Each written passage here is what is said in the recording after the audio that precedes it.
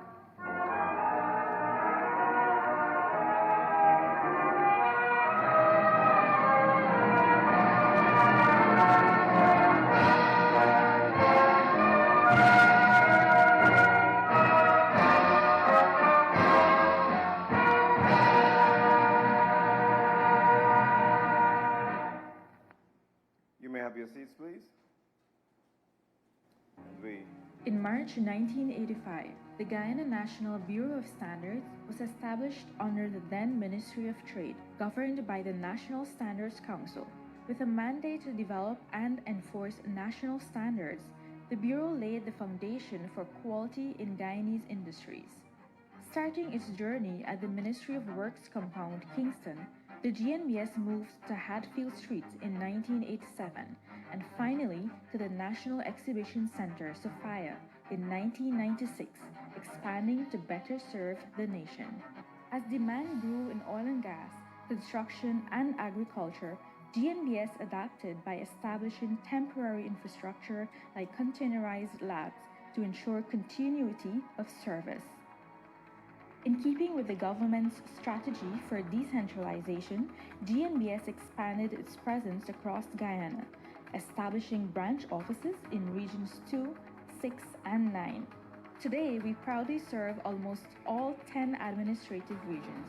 With strong support from the government of Guyana through the Honorable Unij Walran, Minister of Tourism, Industry and Commerce, and the National Standards Council, GNBS has continued to expand its services, ensuring standards and metrology services for a rapidly modernizing nation.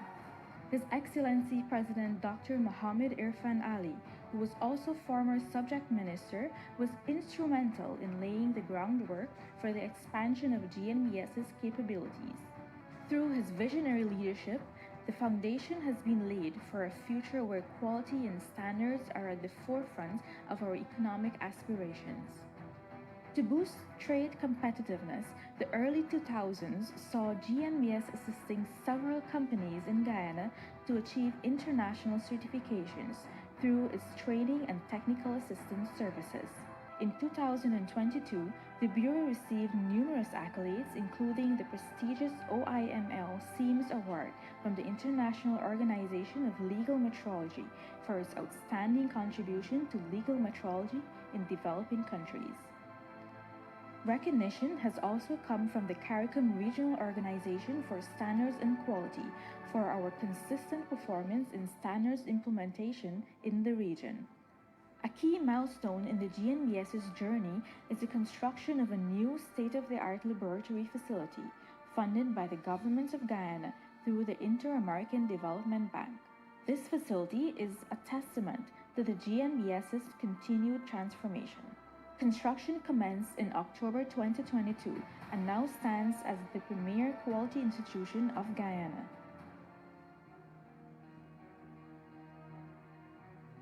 Team GNBS is elated that this new laboratory and administration building is operational. Once we are fully settled, we will begin to expand our capabilities. Enhanced laboratories and the acquisition of advanced equipment will allow us to begin the verification of manometers or blood pressure machines, LPG meters, and sound level meters, further elevating the level of services provided by the medical, petroleum, and environmental facilities. Allow me to extend my deepest gratitude to all those who have made this vision a reality. First and foremost, to His Excellency, President Ali, whose visionary leadership has propelled this initiative forward. President Ali, Your administration's constant support to the GNBS exemplifies your commitment to advancing standards and quality. We remain steadfast in supporting your vision to elevate all sectors of the economy. To our subject ministry, the Ministry of Tourism, Industry and Commerce, and more specifically, Minister Onish Walrun, and PS Sharon Rupchan Edwards, who have supported us through this process and exercised endless patience with us, and others who have worked on this project. Thank you for your guidance and support. To the chairperson and members of the National Standards Council and the dedicated staff of the GNBS, your unwavering commitment, expertise, and passion for success have done well for this institution. We encourage you to continue to serve with diligence, distinction, and pride. To our partners, national, regional, and international, and stakeholders, your collaboration and trust remain invaluable. We look forward to building on this foundation of excellence in the years to come. Together, let us forge ahead, building a future where excellence is the standard and quality is the norm. Thank you.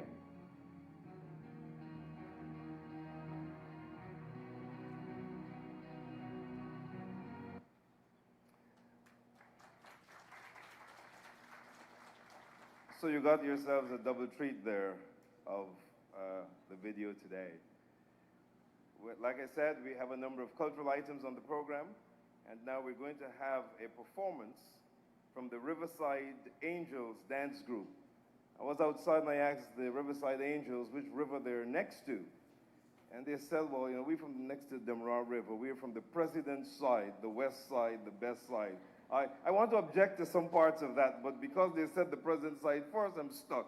Welcome, the Riverside Angels dance group.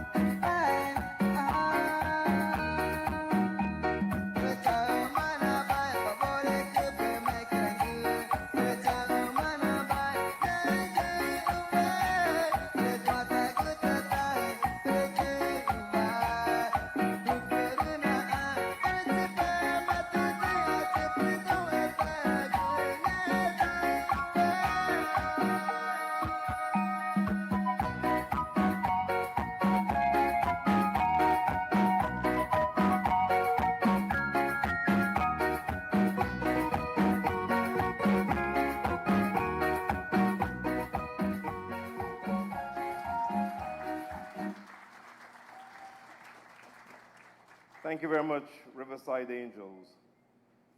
As you know by now, the new facilities that we're inaugurating today were constructed with support from the IDB, and we are privileged today to have IDB Country Representative Lorena Salazar with us, and it's my pleasure now to invite her to make remarks.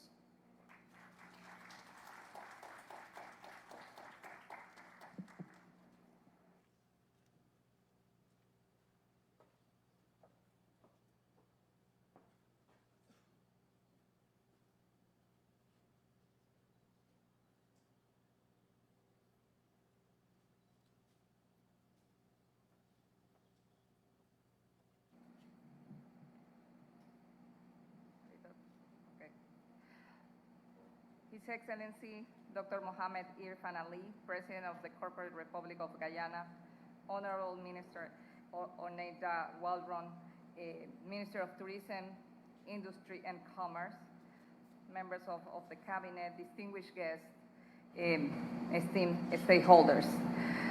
Today, it is a great honor to be here as the Inter-American Development Bank country representative in this opening of the GNBS new laboratory financed by the facility, GNBS laboratory facility and the administration building. This event marks a significant milestone in this partnership with the government of Guyana and the Ministry of Tourism, Industry and Commerce and the GNBS to strengthen and enhancing the private sector operation and business opportunities.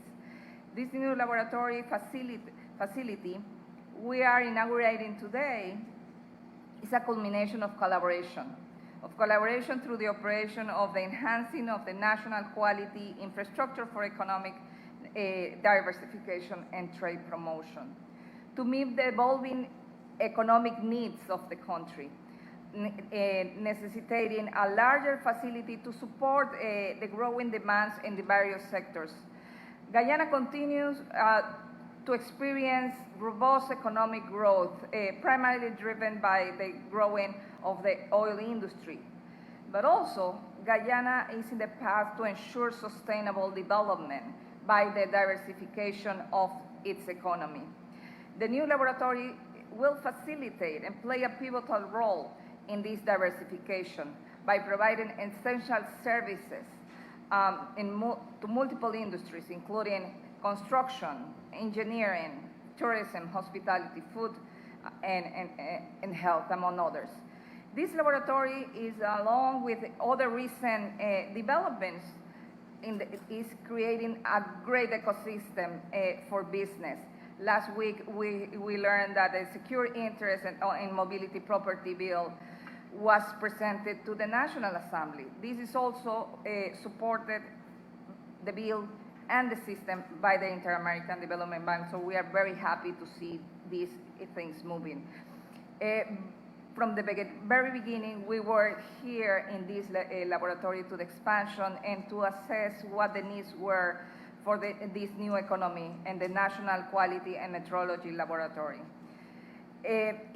Is vital for establishing accurate measurements and quality standards are essential for trade. Today, the international markets, local markets in the different jurisdictions are demanding for more quality, traceability, certifications, verifications, because the consumer is the core center of the business. So I think this is a great example of how this country is meeting the international standards too. Different stakeholders has been working here and will facilitate small-sized companies, medium-sized companies, and enterprise to achieve those standards. This new laboratory also adheres to the excellence in design for create efficiency. So this is an international certification edge that is a resulting of significant also features that the country is bringing to the construction in this building. For example, this building will have a significant savings in water, energy, and materials. It has been constructed to meet strict requirements for temperature, humidity, and vibration control, ensuring precision in its operation and setting a benchmark for excellency in the region. The operation of the new laboratory facilitates a facility equipped with more advanced technology and highly trained personnel, and will allow the Guyanese people and the Guyanese firms to face the challenges of a rapid growing economy and also international demands again. In closing, I would like to thank again the MINTIC team, the Ministry of Finance, GNBS, my team, IDB, and especially the vision of the government of Guyana and other stakeholders that has been collaborating in this process. Hard work and dedication in bringing this project to fruition. We would like to reaffirm our commitment of the IDB group to supporting the government of Guyana and to enhance the ecosystem to support the private sector and enhance the economy. Thank you very much.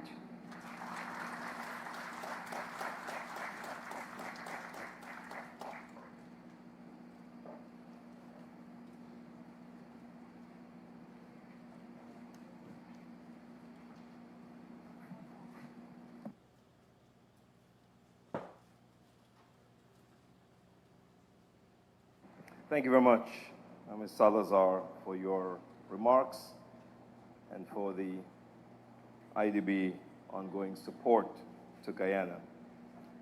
We continue to enjoy both the place of science and an opportunity for culture. And so we have two performances, one from the Joro Dance Company and the Berbice Delights Dance Troupe. Please welcome them.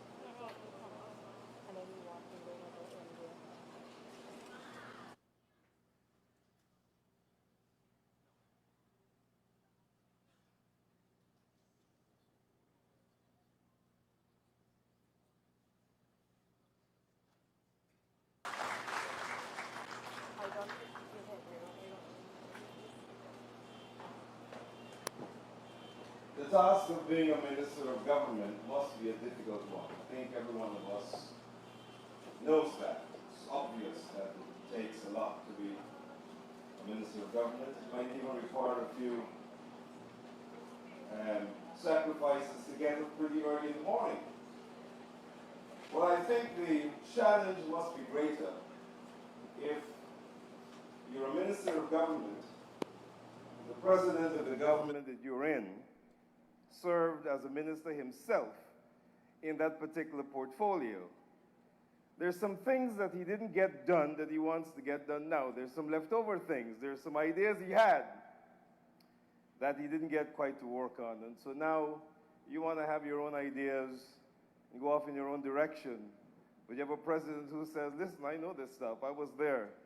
And so I believe that Minister Onish Waldron must have a special set of pressure that she works under, working with President Ali, who served in the role of Minister of Tourism, Industry and Commerce. Let's just see how she's doing. It's my pleasure today to welcome the Honorable Onish Waldron, Minister of Tourism, Industry and Commerce, and Subject Minister under whose ministry the Bureau of Standards falls.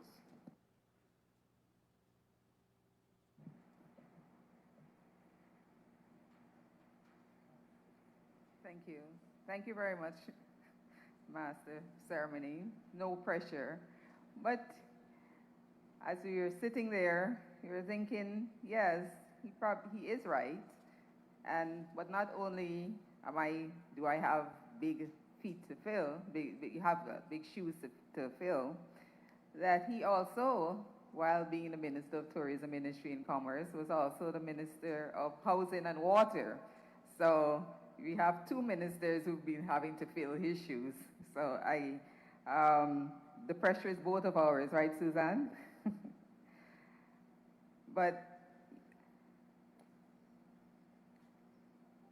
as an aside, as you brought that up, Alex, it struck me when we were looking at the video that when I saw the younger Dr. Irfan Ali fulfilling his duties as minister under the Minister of Tourism, Industry and Commerce, and we saw the pictures, and I reflected that this government is indeed one of vision, that we can have a decade later, 2 decades later, and not feel that you're repeating tasks, but that you're seeing that you're fulfilling a vision, you're fulfilling a clear strategy, trajectory.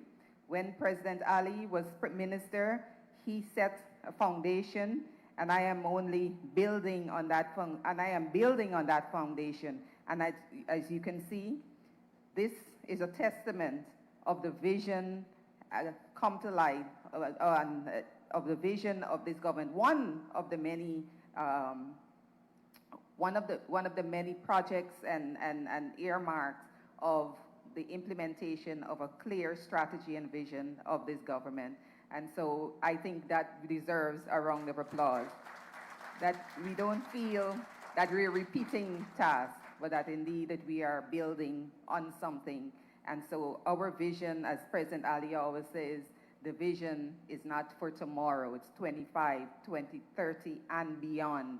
And so another minister will be there as Minister of Tourism, Industry and Commerce, building on what we have here today. And that is indeed remarkable. So I thank you, Dr. Ali and Mr. President, for blazing the trail for me and for those that will come after me under this administration and under this government. And today's occasion, it brings me, and let me recognize Your Excellency, Dr. Irfan Ali, my cabinet colleague, Minister Suzanne Rodriguez, Permanent Secretary of the Ministry of Tourism, Industry and Commerce, Ms. Sharon Rupchan Edwards, Permanent Secretary of the Ministry of Education, and wearing her other hat as the chairperson of the Guyana National Bureau of Standards, and your council members, Ms. Lorena Salazar, IDB representative, the Executive Director of the GNBS, Trevor Basu, and staff of the Bureau, members of the private sector, President of the GCCI, special invited guests, I think I see Mr. Bernard Lord and the team from finance, members of the media, members of the diplomatic corps, members of the business community, and ladies and gentlemen, students, all, good morning. And as I was saying, that today's occasion really does earmark and is testament of our nation's progress and in strengthening standards and quality, key pillars for sustainable development and global competitiveness. The opening of this facility represents a bold step, just another step out of all the other steps made and further steps that are going to be made in equipping Guyana with the tools that we would need to support businesses, small businesses, medium-sized businesses, micro businesses, and to protect consumers and improve our lives.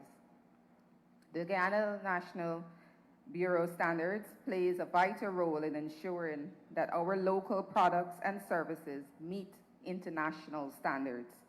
And through its work in certification, training, and technical assistance, GNBS has been helping businesses improve quality, competitiveness, and a big thing is to build consumer confidence, because the consumer confidence is the core of our sustainability as businesses. And it also paves the way for greater demand for our made-in-Guyana products locally and abroad. This facility will enhance significantly GNBS's capacity, and it provides cutting-edge services that will impact our citizens, businesses, and industries. And there are a few key areas, just allow me to briefly outline. It will be providing calibration services, where it will calibrate instruments like for temperature, mass, and pressure. This is a critical industry as well. Testing, it will provide testing services, testing of things like construction materials, testing of concrete blocks and cube measures. This, as you know, because our country is on a major construction boom, is critical as well. All of our buildings going up, we want to make sure that it stands the test for strength, integrity, maintaining the integrity, and so ultimately safety. As we know, the construction boom is the underpinning in this infrastructure works, is underpinning of our nation's development, and we have to make sure that it stands the test of time. The National Bureau of Standards will also be conducting and continue to conduct testing in gold jewelry. This will ensure authenticity and purity of our precious metals, causing, of course, once again, consumer confidence. And when you're purchasing, you're going into a jewelry store, you know that you're getting the quality that it is advertised. This promotes, once again, transparency in the jewelry markets, builds trust, and enhances the credibility of our local manufacturers and retailers. Certification services are also being provided. Certification is a powerful tool for building confidence in local products and services. Confidence, once again, this is always the underpinning, because if people are not confident, they don't buy into your products and services. Coming out of this certification service, we've had the Made in Guyana certification, which guarantees the quality and authenticity of our locally produced goods. This Made in Guyana certification process that we started in 2022 is a very rigorous process, and it makes sure that our customers, home and abroad, can experience the excellence of our Guyanese products and craftsmanship. And since its inception from April 2022, we've had over 50 companies earning this certification. And I must say it is a very rigorous one. And this has caused and continues to build credibility with our businesses and making them more competitive. In addition, we've had laboratory certification, which ensures consistent, accurate results across medical and industrial testing facilities, fostering trust in sectors like the oil and gas and healthcare and beyond. And we have had more than 40 laboratories across the countries that are certified. So you can go to a lab in Region 3 or Region 2 or Region 8 that has been certified by the GNBS, and you know that the quality of your testing is consistent, and you can take those results and use them locally and internationally. Notably, as the Minister of Tourism as well, responsible for tourism, I'm pleased that the GNBS has developed a bed and breakfast certification. This helps to enhance our tourism offerings by ensuring the safety, cleanliness, and quality in accommodations for our bed and breakfast, ensuring and contributing to the sustainability of our tourism and also a better visitor experience. This facility will allow the GNBS to provide over 500 standards covering agriculture, energy, tourism, construction, and more. And by embedding standards in our national psyche, we are creating a culture of excellence that benefits citizens and businesses alike. And as Minister, I'm particularly proud of our government's investment in building up GNBS's capacity, as this reflects our unwavering commitment to empowering the private sector, fostering public trust, and positioning Guyana as a global leader in quality assurance. So I urge the private sector and regulatory bodies to collaborate closely with the GNBS and fully utilize its services. Together, we can ensure that Guyana's products and services not only meet, but exceed international standards. To the GNBS team, I commend your dedication and encourage you to maximize the potential of this new facility. Treat it as a symbol of progress and a foundation for delivering even greater services in the future.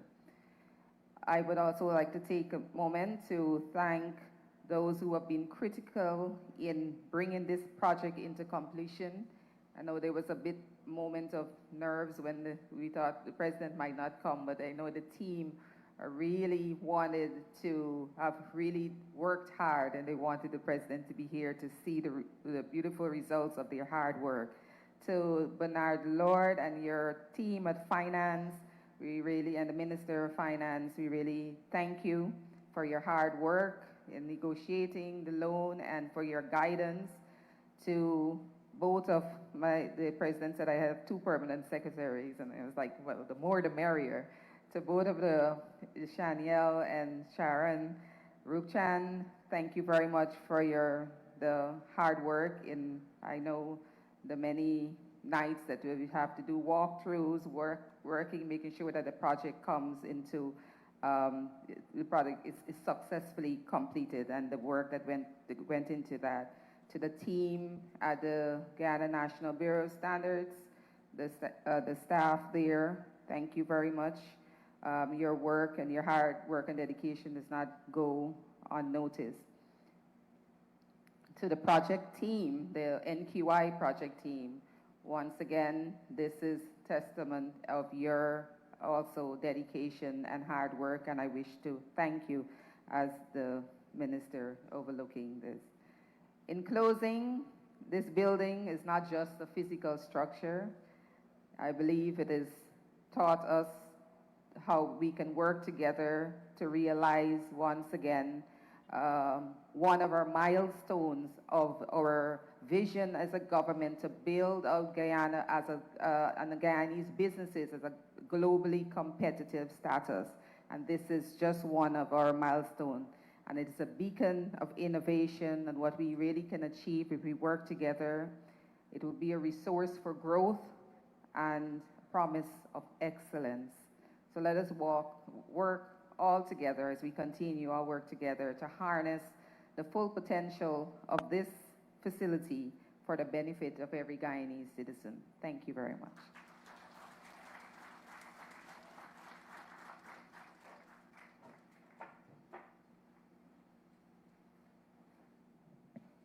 Thank you very much, Minister Walron.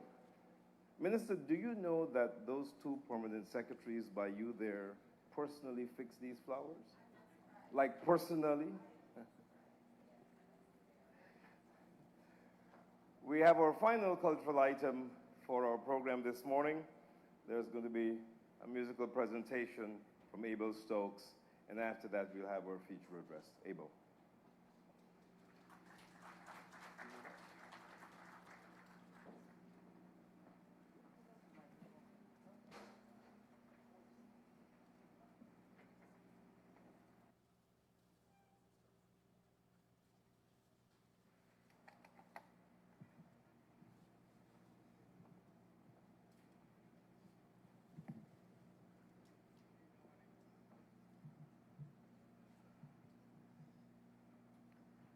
Good, everyone.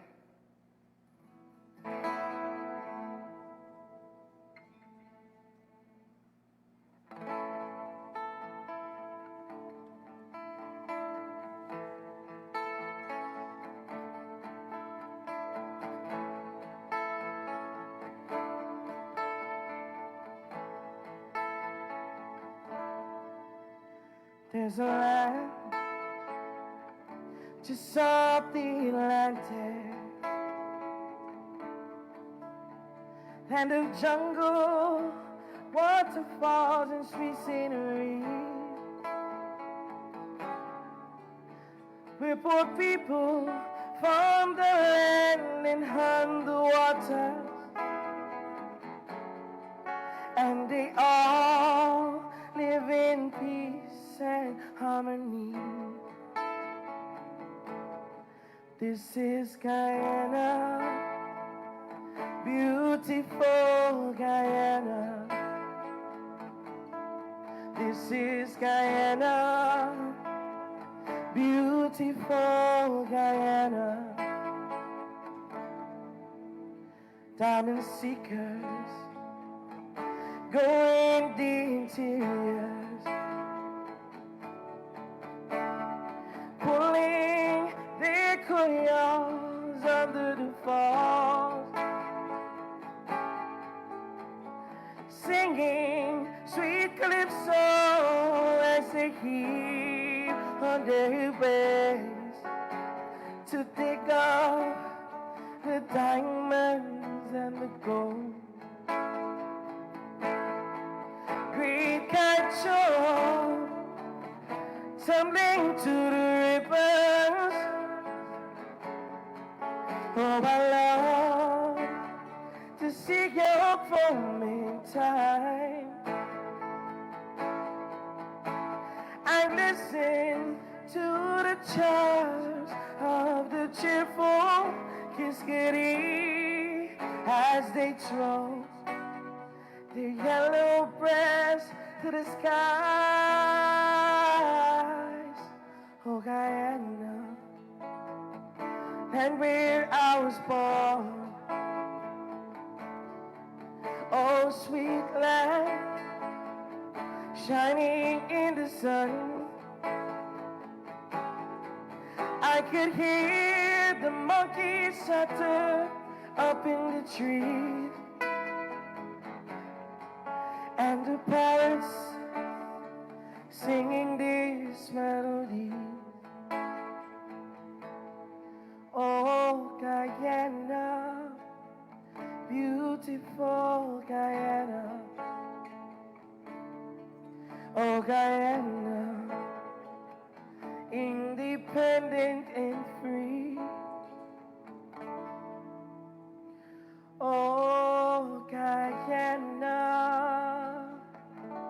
beautiful Guyana.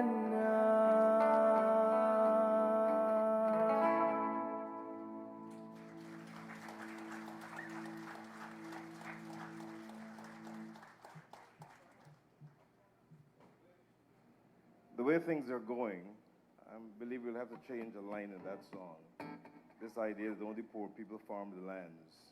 The fact that farmers are getting rich, we'll have to revise the words of this song soon if we're going to keep using it in events that we hope will inspire.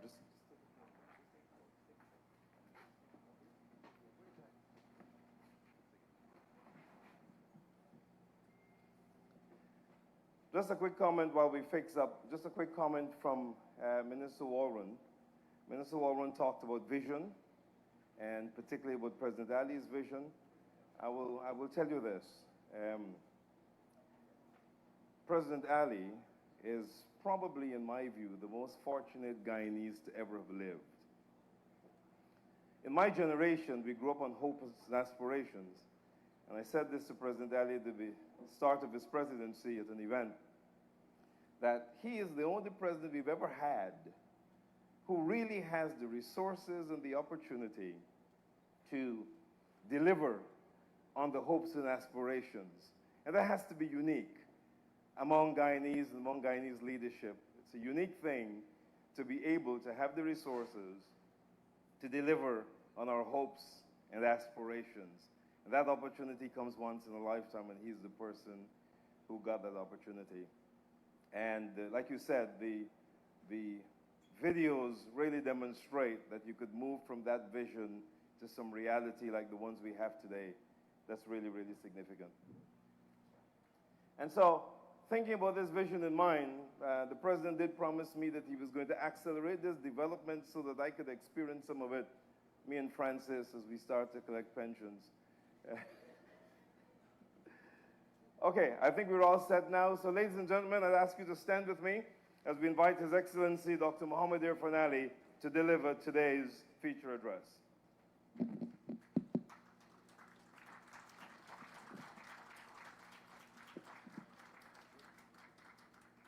Thank you very much, please, very kindly. I don't know that I still have to deliver a feature address. I think you have heard a lot, and Minister Waldron has covered comprehensively what we are undertaking here, giving some context and speaking about the future. But you know, the future is dead if your brain is dead. You can have all the resources, but if you don't have ideas, if you don't have a vision, if you don't have clarity of vision, if you don't have focus, if you don't have commitment, and if you don't build trust among the people you serve, then you will not be successful. Successive People's Progressive Party civic government has been able to overcome different challenges in different periods of our history. And we did so because of clarity of vision, because of commitment, focus, hard work. If you look at the transformation that took place in many of the sectors, whether it's agriculture, housing, water, education, you would see a story of a well-thought-out plan geared at holistic transformation. And I'll give you some simple examples that people will overlook. This morning, as I look at Abel coming up here, I said to Minister Waldron, I'm so proud. The first time I met Abel, he was singing alone with his box guitar and struggling to connect jack into a single speaker.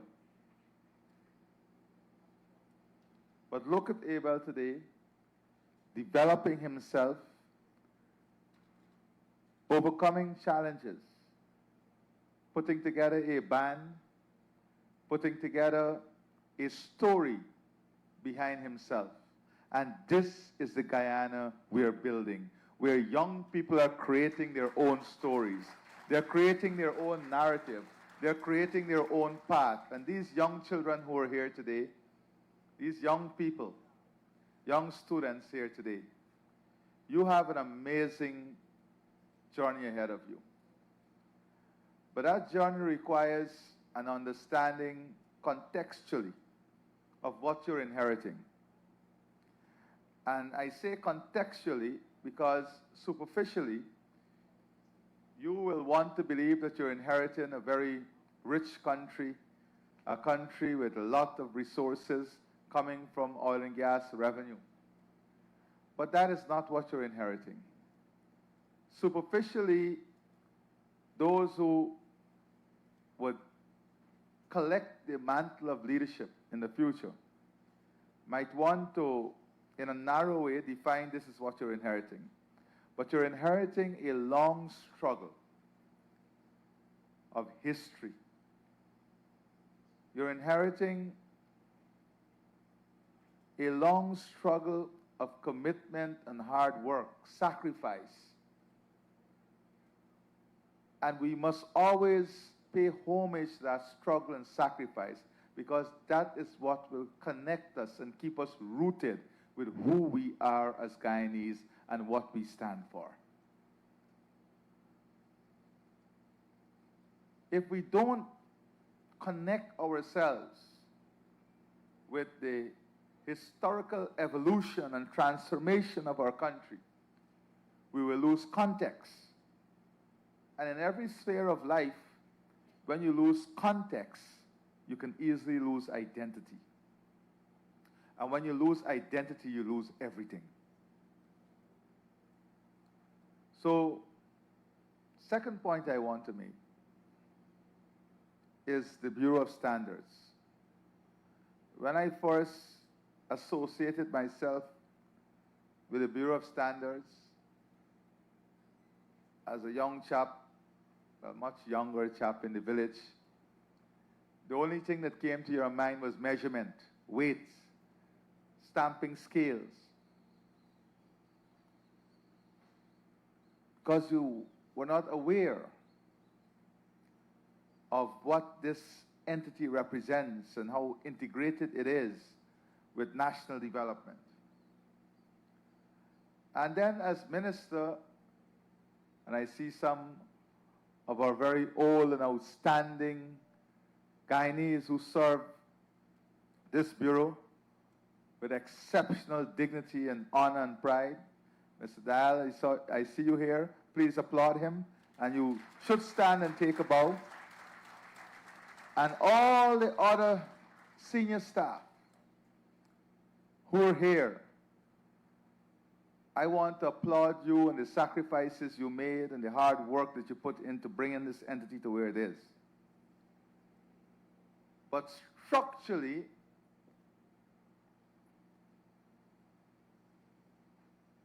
when I assumed the role of president, there were certain key agencies that were necessary and will be necessary in the transformation, competitiveness, and diversification of our economy. And one of the foundation industry was that of the Bureau of Standards. So not only were we going to invest in the physical infrastructure, in the facilities, but we also had to invest heavily in human resource strengthening, human capital development, and policy transformation and regulatory innovation. Those were additional investment that was required, that is not tangible like a building that you will see, but that is necessary to fuel what this building or the new lab would achieve. So that's another component of the development. But I also wanted to ensure that the next generation of Guyana is represented in this transformation. That the next generation of Guyana takes ownership of this process. And if you look at the composition of the staff of the Bureau now, of the Bureau of Standards, you will see a reflection of experience and a lot of youth. A lot of youth. From the board to the management, we strategically decided that this was an entity in which we have to invest in the future. And we have to bring along the experience with those that will be required to have the experience in taking this agency forward. And that is another very quiet important vision that was attached to the board, to the management, and to building this team moving forward. The other important aspect that can be easily overlooked at this event, and I want to commend the consultant, VICAB, and the contractor, NABI, for completing a very, very important task in a very efficient way, and I think we should applaud them. I want to commend the young team of managers, the staff of the Bureau, the permanent secretary, the chair of the board and the board, and of course the minister for providing the oversight and supporting the decision making that were critical in completing this project and doing it well. I want to commend our funding agency, our partner in development, not only for this project, but we have seen IDB invest in the private sector. And the country rep for the IDB will tell you that future investment from IDB Invest will become easier once standards are held and standards are part of the culture of the society. So that's another important intangible. It is also important, and was important, that a facility that is made for the Bureau of Standards represents standards itself, uphold the standards in construction, engineering, architecture. And when you look at this building, you can see a different level of construction, a different level of engineering and architecture, because it was important that the physical attributes of the building represent what the building stood for, what the building stands for, what it embodies, and we take that for granted sometimes. Now, in the economy that we are building, this modern transformative economy, there are many different pillars of growth and development. We have tourism, agriculture, manufacturing and industrial development, agro-processing, different aspects of the services sector, including the creation of a gold market, the fabrication industry, pharmaceuticals, climate, biodiversity, are all pillars of the economy that we're building. But it's important that in the building of these pillars, we understand what is our target market, who are our target consumers, and what are the instruments that would allow us to meet our target market and our target consumers. And if you look at every category of transformation, you would realize that our target market is high-skilled, highly sophisticated, high spenders. Let's go to a simple example like tourism.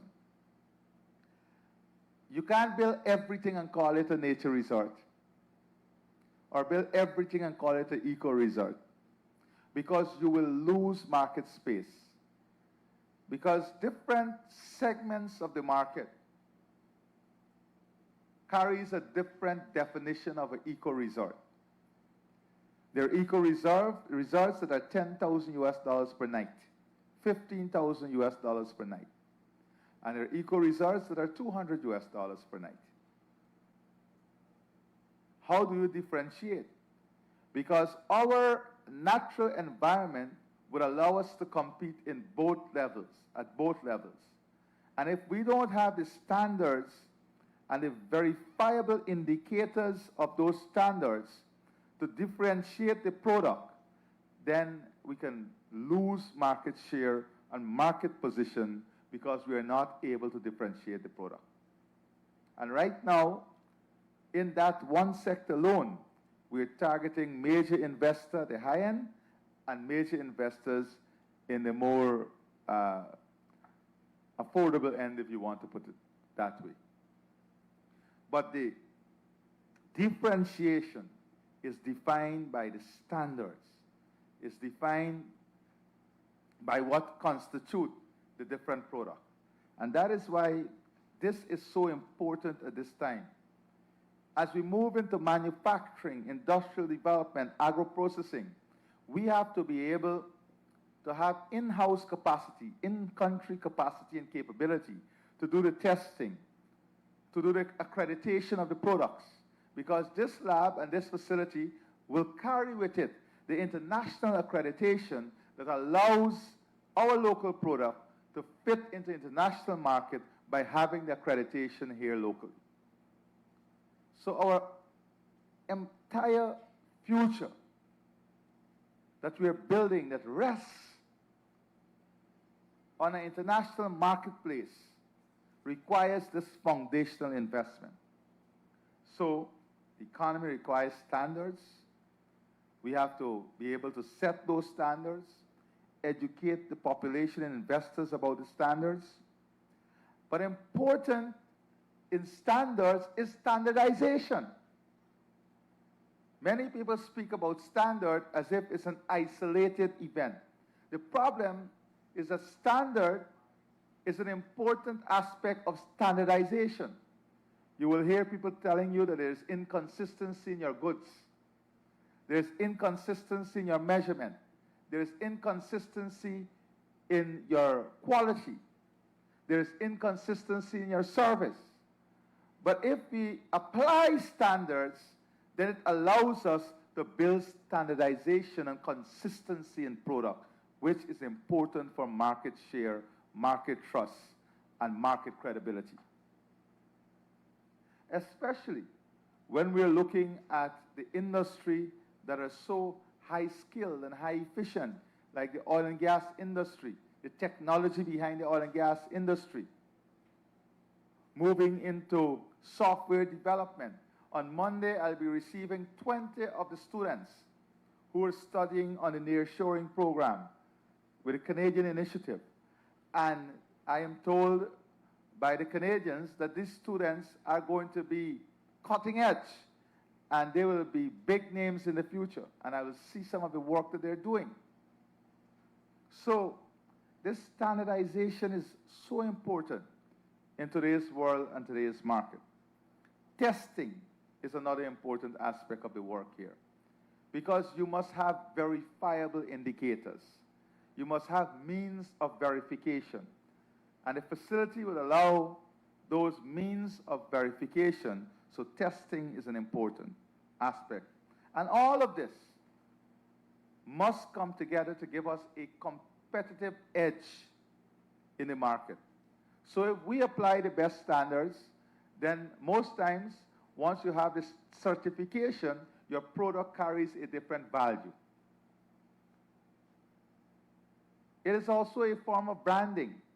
When you have certain ISO standards attached to your product, it's branding. It's telling you your product is consistent with any other global product in this line because we carry the same branding. So improve our competitiveness, our competitive capability. It improves brand development.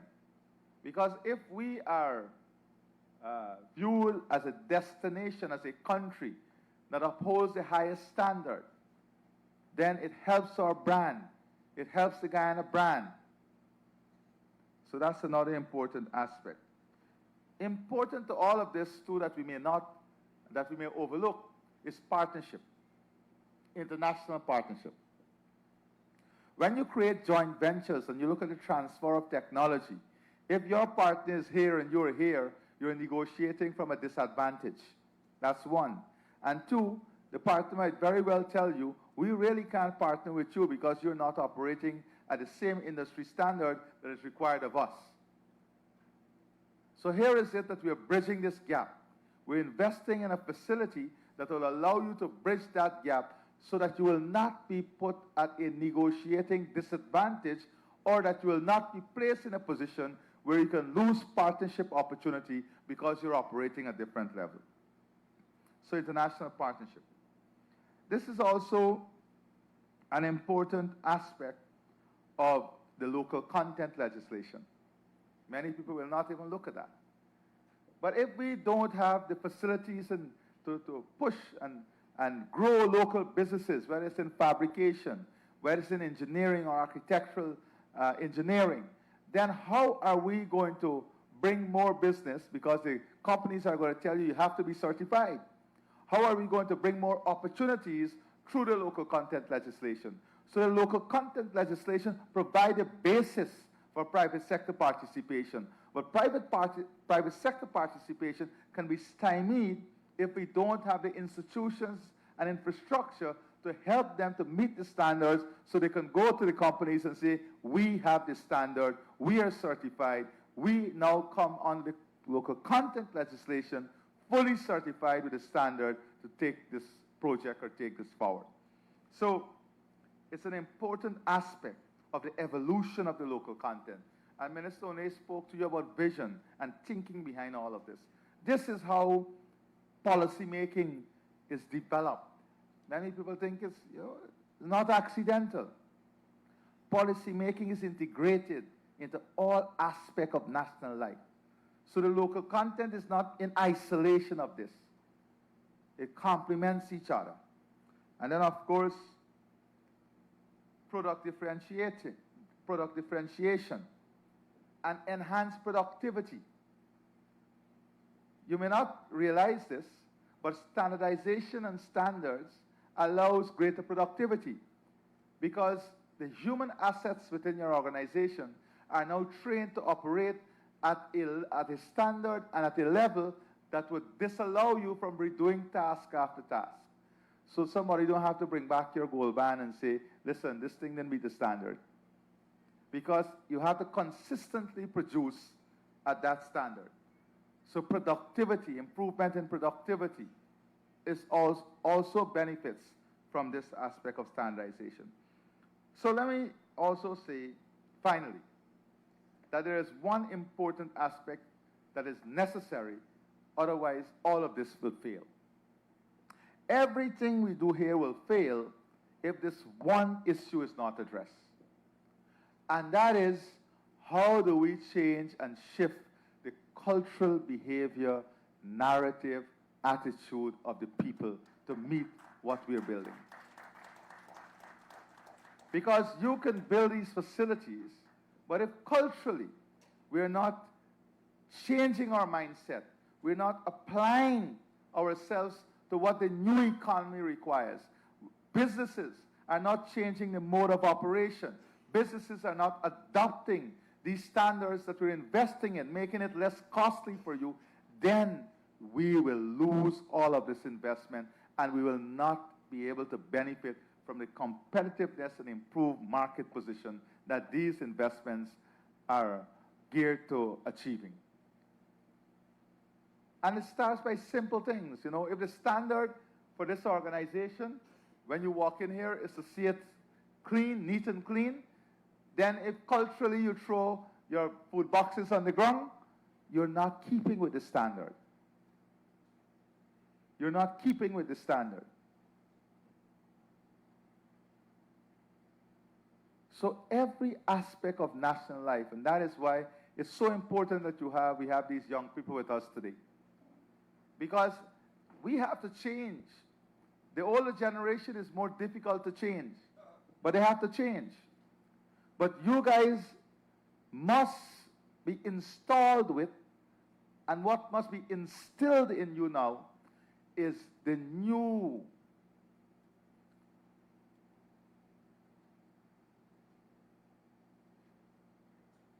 aspects of necessity, the new mindset, the shift in thinking. And here is where we need to instill this new approach to national life, national competitiveness, and the growth and development of our beautiful country, Guyana. So I think I will end here, but I want to thank all the staff, all those who worked tremendously hard on this project, the ministry, for doing a superb job and delivering this very fine facility to Guyana. I thank you and God bless you.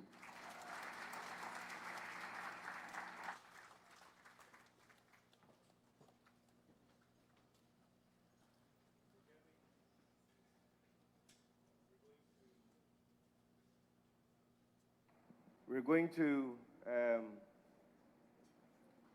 get ready for the tours of the facility.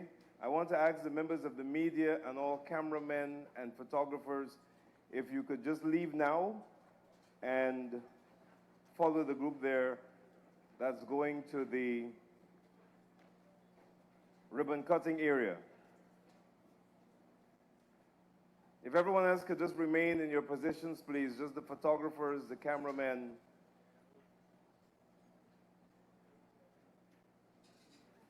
Okay, so let me just explain how this is going to work. We're going to be doing the tours in about 10 groups. The first group will be the president, the ministers with him, the PSs, the IDB rep, and the other members of the diplomatic corps. I'd like to ask the teachers to ensure we get 2 students from each school to accompany the president and his team when we're cutting the ribbon. Just 2 students from each school. As soon as we're ready, if they could go with the president and his team for the ribbon cutting. Everyone else will be divided into groups. There are going to be some guys here from the Bureau in a minute. George and Ramati and Donna, Al, Lloyd, Eddie, and Roy, they'll be here. And they will be identifying persons while you're seated there to join their groups for the tour. Are we ready? You're ready. Mr. President, if you could now lead the team.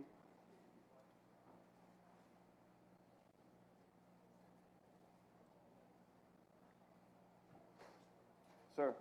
Yes.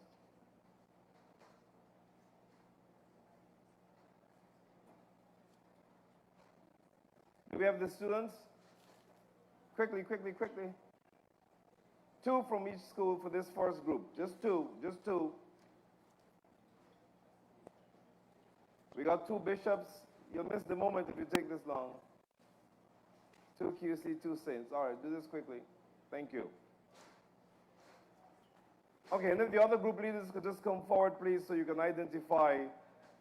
Right, group 2, George. This is George here. So just start making your way to group 2, and then group 3, and so on. Okay? Oh, you want me to help you get into group? Okay, this row and that row, this row and that row. How does that go? And some students. All right, great.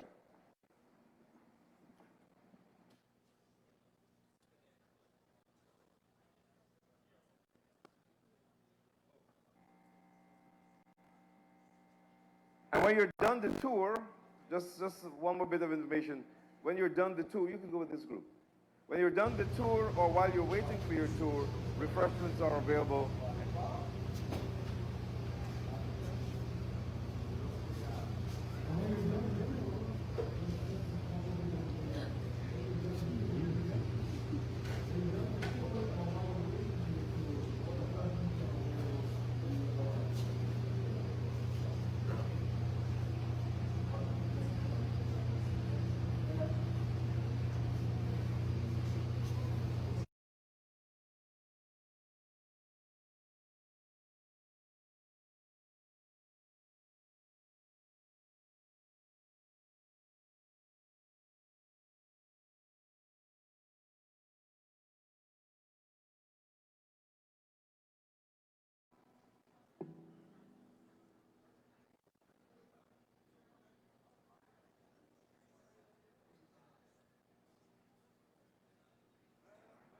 Mic check.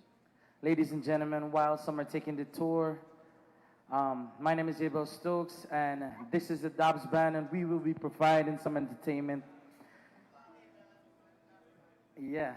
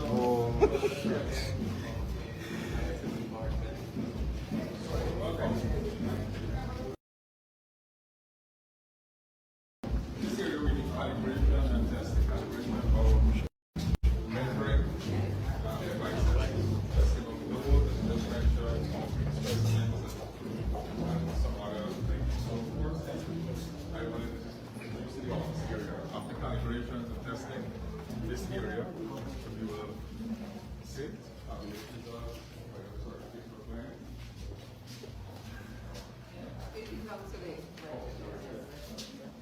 So let's go towards the water.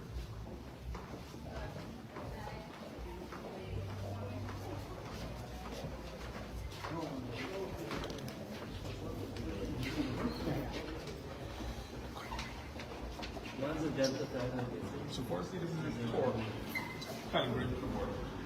In this area, we do torque ranges up to 1,000 Newton meters. Torques will very much. As you also mentioned, the oil and gas industry. We will also work with them, manufacturing, also some aspect of the construction sector. So very importantly, we started off obviously with Bureau standards. Extended to also 11 you'll listen to soon.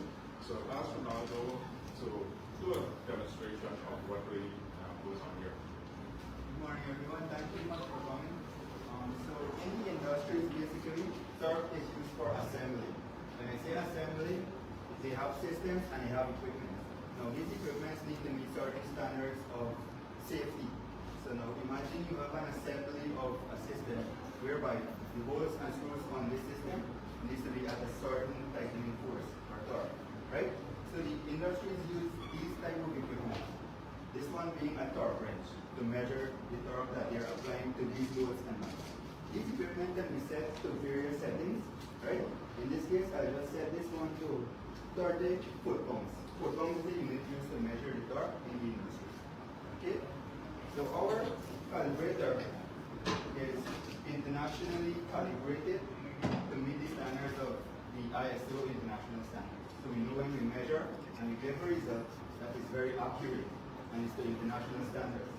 So this is how we basically do it. We set the equipment to the required set point and we apply our known value of torque to the equipment.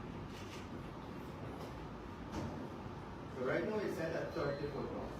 And as you can see, we're having a 30.05 foot-pounds output of the client's equipment. So based on this error now, we do approximately 130 measurements of each instrument. These measurements will allow us to input these measurements into the uncertainty budget or calculator, and it gives us the error, the uncertainty, and the maximum performance of this instrument. Now this instrument, we generate a calibration certificate through, which states the error, the client's tolerance, and the uncertainty. The client can now assess their equipment performance based on our results and know if it matches the safety requirements of their standards. So let's say they have a plus or minus 3%, and from our result, we're seeing a 5%. So they know they can't use this equipment. If they use it, it's not safe. Every system they use it to assemble is a hazard.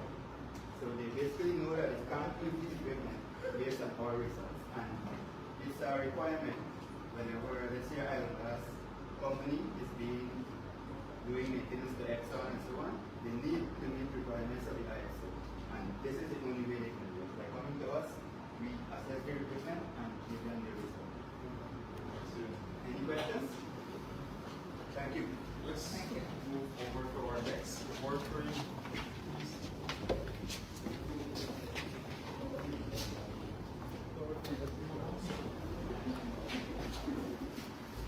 This is the electrical calibration laboratory. Sorry. In this area, again, we do calibration of multimeters. We also do on voltmeters. So again, calibration is comparing one node to unknown. Client equipment comes in and one node. We have one certain no actual values. After the calibration, we'll have all of these results. So we do again for the oil and gas industry, manufacturing. construction, we do also calibration for these companies. So again, the chart will do a little demonstration. I'm here in Baltimore Electrical Laboratory, and as you can see, this is a multi-product calibrator. This is our national standard that we use to calibrate instruments like a multimeter, which will be submitted by client. We work in a stage that the client will first hand over our instrument, and we will make sure this specification and compatible with our equipment. And I'm going to do a small demonstration at the point. For example, everybody also be using a 110 volt at 60 hertz. So we will operate. So we will make sure now that the instrument reads exactly or record an error. This error now will be inputted into our uncertainty budget. From the uncertainty budget, you see, we get exactly 120 centimeters reading 5. So once that is good and all our results are okay, we will be issuing the client with a calibration certificate with all the results and the checks. And also, the more important is a calibration sticker, which will show clients that your instrument is certified and ready to be accurate. So, members of the public should look for that sticker. For that sticker. So you're saying to the public Yes. that that sticker carries a value and it assures them of a certain quality. Yes. Different depending on what they need to calibrate. This is for the class 1 meter. There's the current. So you will come down here and will amplify the current.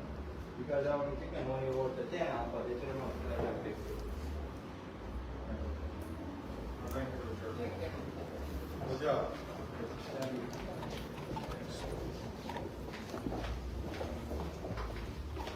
The next report free is the bolt testing laboratory.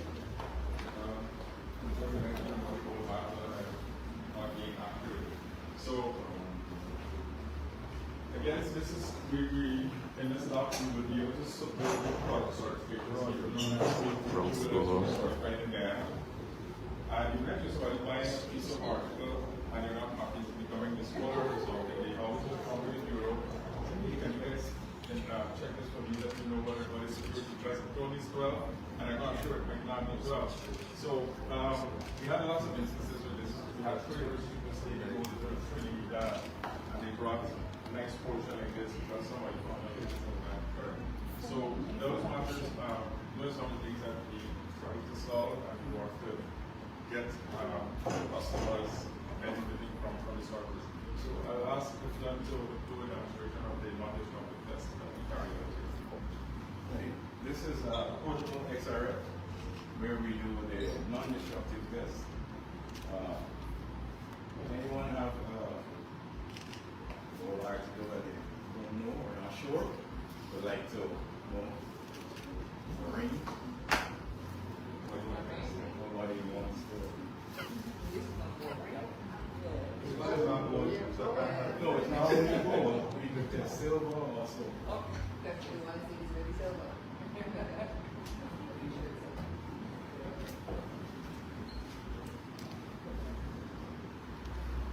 So we actually take the object.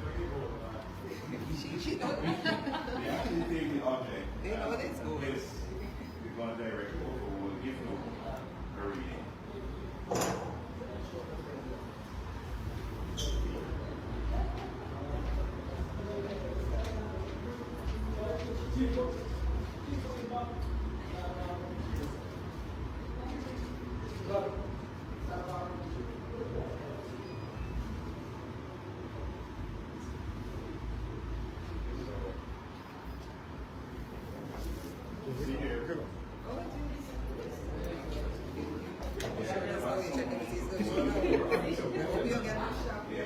You have some gold in that.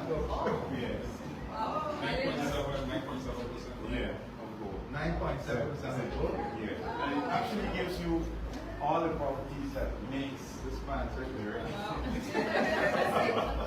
Disclaimer, GNBS, or we're not responsible for the outcome.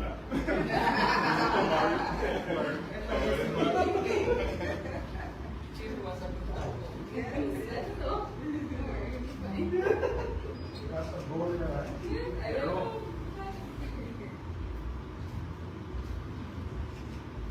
Arrow on the side. So, we got a long time to read one. Actually, it's 9.3 carat. You see there? And it even gives you the percentage of gold that was used. And every other material that was used in. Yeah, if you want to. You don't have to be skilled. You don't have to be skilled. That's some serious carat. So, if you make what the other thing is that when you buy it or buy it on gold, it's so you can allow it to get well, carat, yeah, like half and half, but it never works out because it's 50% of alloy. So this is our nice view here on the area. Yep. So in this area we do testing of concrete specimens. You know, in the building construction sector, we have to check, like for all the hotels that are in the stadium and for these all of these projects that's happening, we test the cement core foundations. We also do concrete hollow block testing. We work with the oil and gas sector when they were bringing in the pipeline. They had to cast like concrete baskets to hold the pipeline in place. So they need to check flexible test, and we have to build capacity to meet that demand. And this lab, this is where we have these things going on. And I'll have Detroit to make a demonstration for us.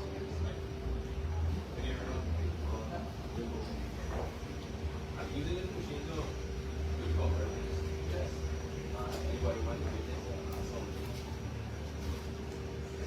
Safety work. I have prepared all of this. By the way, this is not yours as well. Alright, so basically, we carry out on top the dimensions and where the forces are in place. Much of structure and this is concrete figures.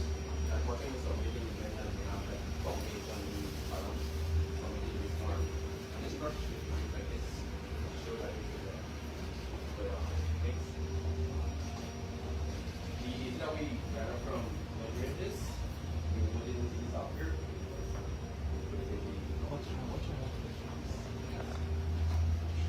They're already implemented values. So let's do a quick demonstration of. So after that is the value you're supposed to achieve. No, so when you see that here, you will take it down by the and that will really make the result.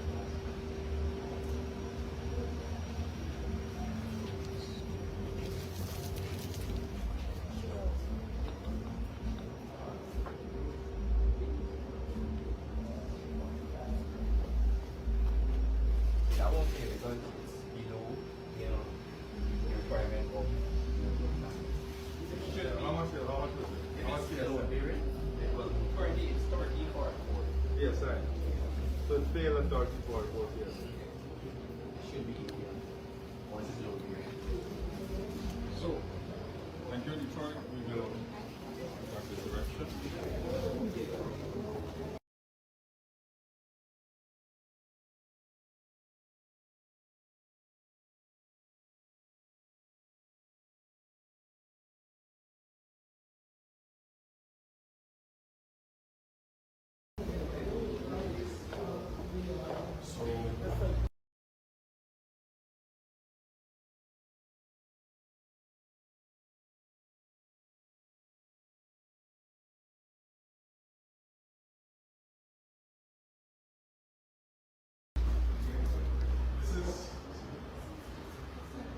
This is the pressure calibration award. Again, this is one of the labs that provide services to our system bureau in Barbados. They also contract aviation companies in Barbados and send their Barbados have the capacity to do calibration, especially electrical pressure and torque. So locally, oil and gas sector, manufacturing industries that we provide our service to manage, but do the demonstration here. We can say the capacity, the accuracy, and also for defects or any more. Afterwards, you will clean and some of the levels we have in here and here. Then we would in the lab, we have different standards. We will mount them on the comparator as it is here, and then the comparator will generate pressure.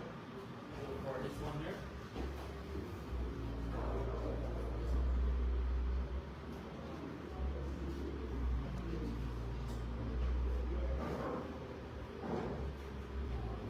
Here we would have test point where it is read 100 and the standard here will also read 100.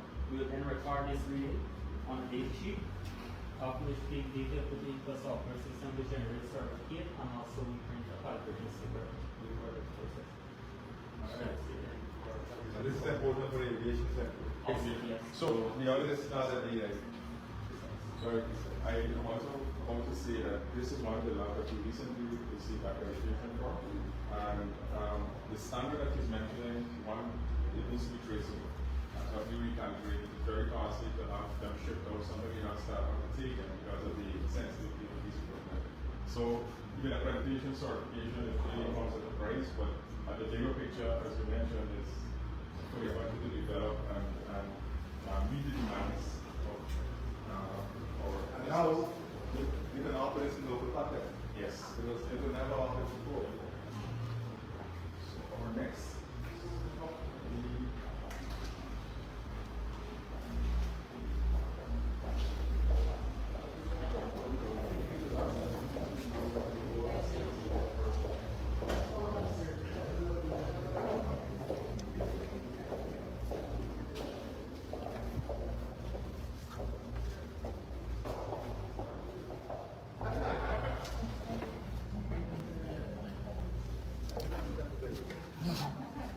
excuse me.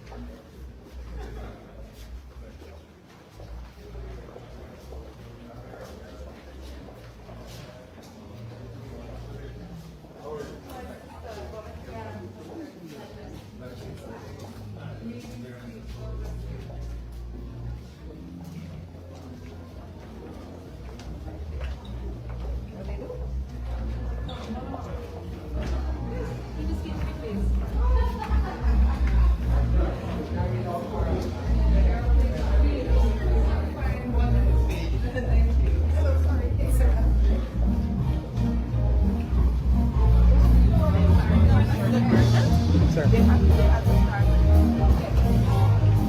They're not going to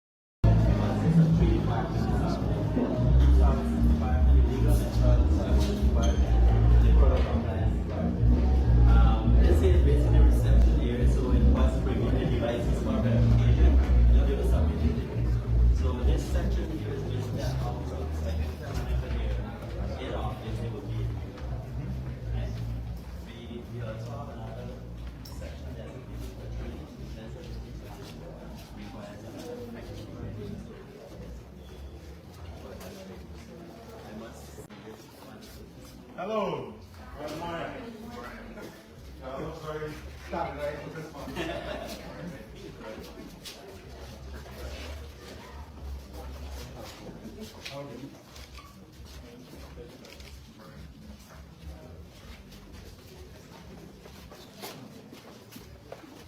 This microwave will be the standard? Huh? This microwave will be the standard? Yes. It doesn't matter. Bring your lunch and test. All right.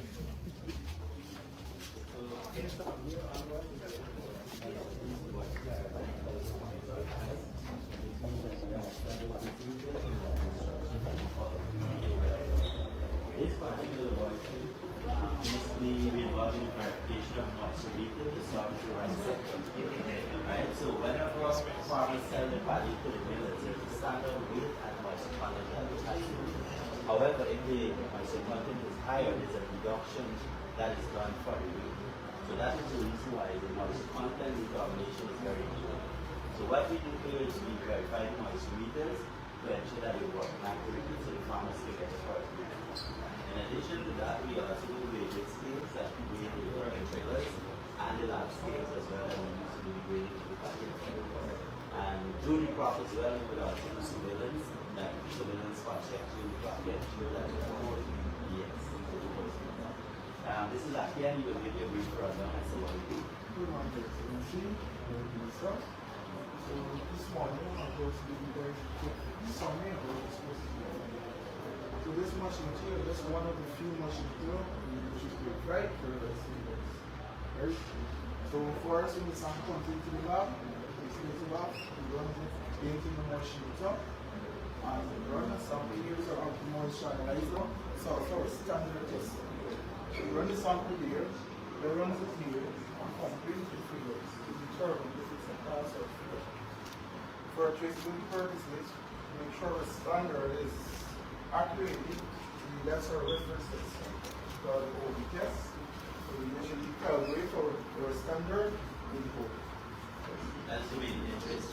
In everything that we do, we have to ensure that the traceability is national standard. So, if we are going to see sample of if you run the results,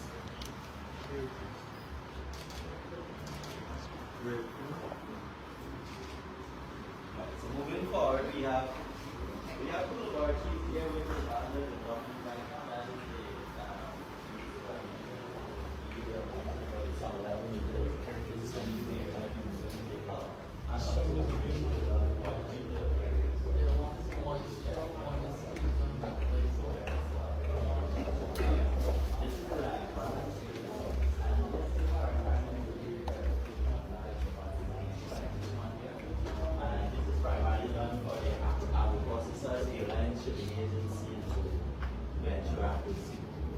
So I have with me Anthony here, who will explain basically what we do. honorable members, as the age of you have explained, we will tackle our advanced response. have 20 kg masses here that is traceable to international standard that is calibrated by the ISO laboratory. Also the larger masses that we use it to do the relay skills primarily. Right? Please don't let it straight. It's still in verification being moved. Firstly, inspect to ensure that the device is in a good condition. It's approved for trade. Based on that, go ahead with the verification of this device to ensure that it's being accurate. I will now place 20 kg on this device.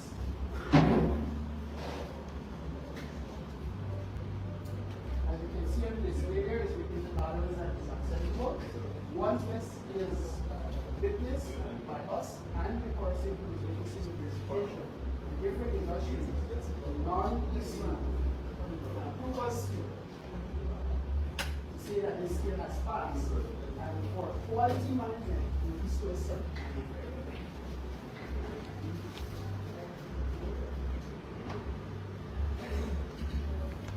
So just to add that this activity is very important because it also ensures safety, apart from consumer protection, it also ensures safety. For example, like the airlines and so, they have a sort of limitation as to ways to weight. So if these devices are inactive, the possibility exists that they could carry additional weight.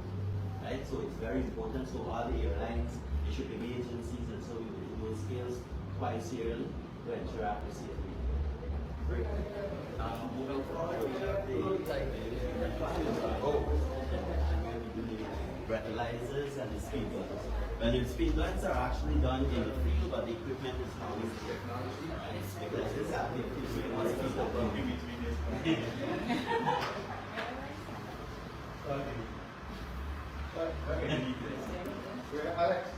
Alex, go. So I have Mr. Five here and Mr. Rishi. Can you cancel please? Yes, sir. I'm going so quickly, right? Rishi will explain how the breathalyzer works. Okay. Yes. This here is our oxygen test gun. What it actually does is simulates a person blowing into the device. Right? It generates air, mixes with an alcohol solution, and goes into the device here. So we have different concentrations of alcohol, 20, 40, and 80. 20 meaning you're just under one beer, 40 meaning you go to the limit, you get to 35, and 80 meaning you'll be above. So 2 beers is over. Yeah, 2 beers. 1.5. So how much you had? We'll find out now. You struggle. Not 1.5. That's the half is good, but the same amount. So this one. Just one. The legal limit is 2. That's an important thing here. No, but we published. No. When we published for the police, the last work we did on this for the police, we were told to do 2. Correct. And we published 2. You see, you know. No, they didn't say lighter. If you think about it, the regulations say 0.5 microgram per deciliter, right? So the 2 is just a thing people have in their head, okay. No, but this is no instruction. I was instructed by the police. The regulations states 0.5 microgram. But we have to change it. We have to change it. Go for 5 seconds.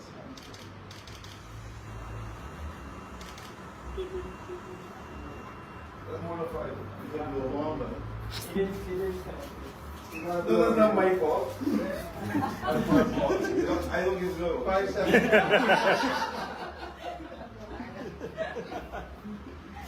Cameras are there.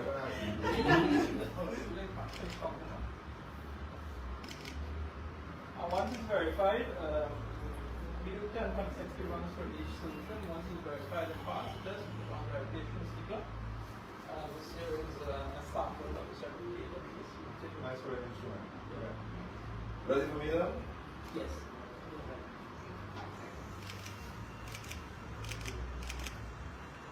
Ready for start? Yes. This is the moment of truth. The moment of truth. Okay, so he has 0! I can drive, Chief. I can take you home.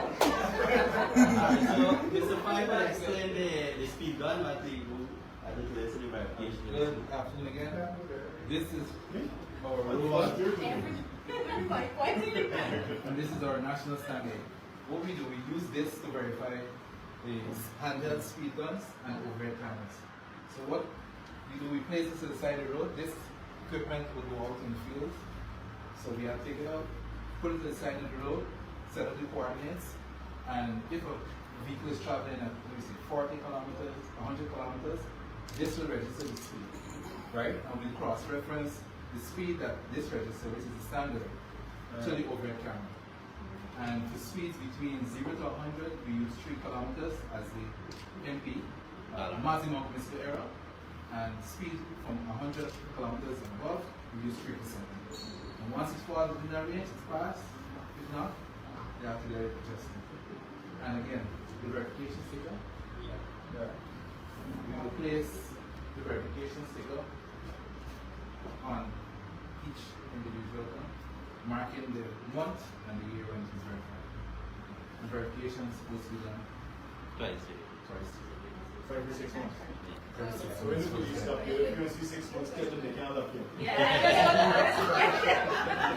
Alright, so we move on to the next one. And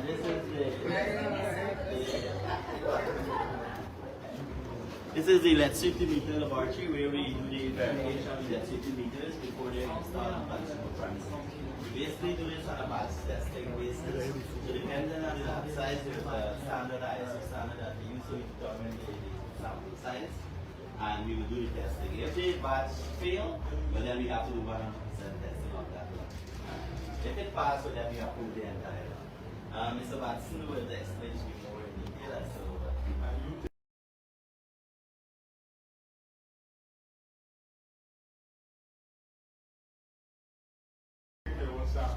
Yes, we go and do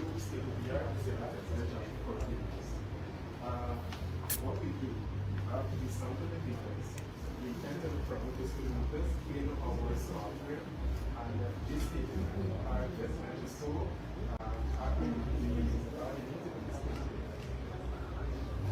so for the verification process, we can start. Okay. And it's going to initiate the testing. When it's active, when it passes through, the lights changes from green to red. And when the verification is complete, it's going to switch back to green. Right, so the meters are receiving entries to the program. And it's testing for the error.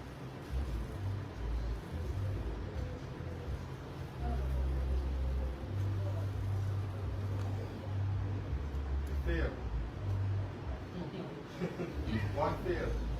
One is out of it. Right, this is that. One fail. Sorry, fail. No, fail just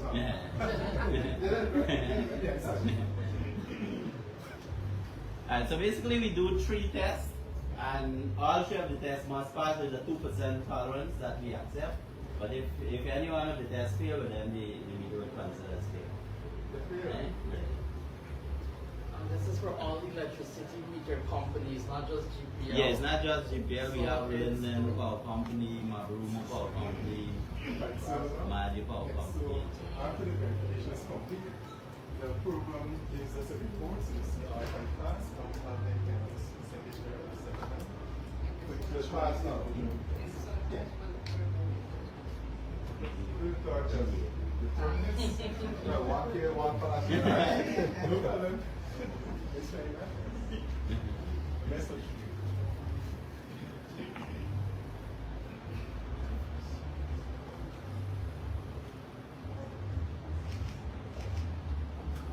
Alright, so next, we can just start getting this. So soon this will pop up. So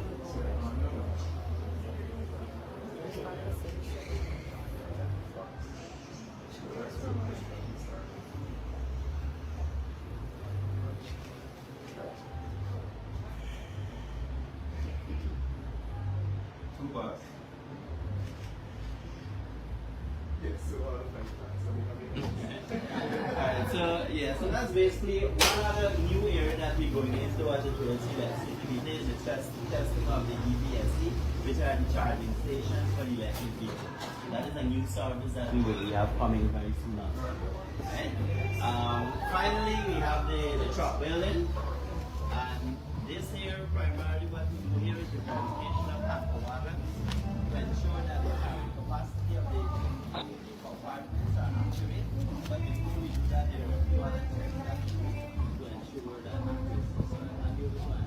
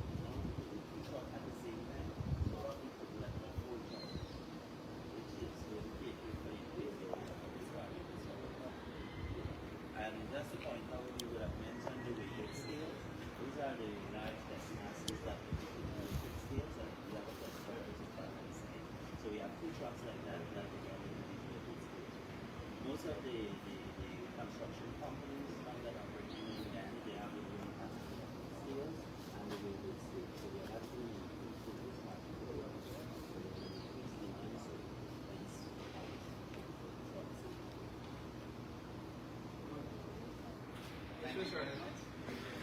Thank you.